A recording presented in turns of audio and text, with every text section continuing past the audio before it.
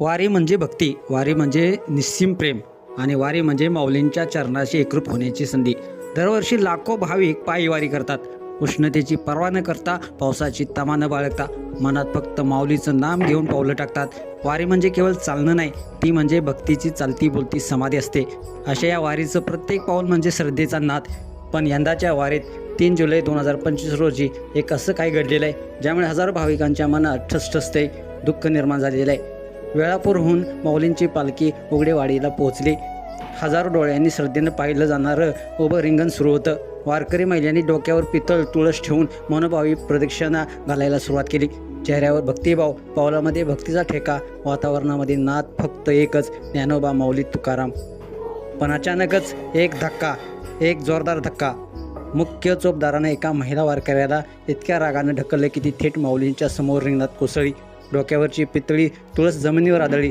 जर ती कोणाच्याही डोक्यावर आदळली असती तर गंभीर दुखापत देखील झाली असती. पण जखम झाली त्या स्त्रीला नव्हे, तर हजारो भाविकांच्या श्रद्धेला. ते फक्त शारीरिक धक्का नव्हता, तो होता भक्तीच्या मर्यादांचा अपमान.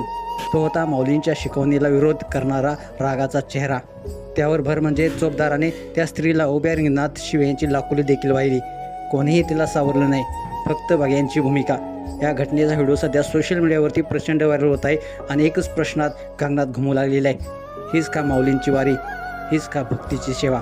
वारी ही सहनशीलतेची, प्रेमाची, समर्पणाचं प्रतीक आहे. तिथे अहंकार, राग, उद्धटपणाला स्थान नाही. वारीत माणूस मी सरतो आणि तू मध्ये रंगून जातो.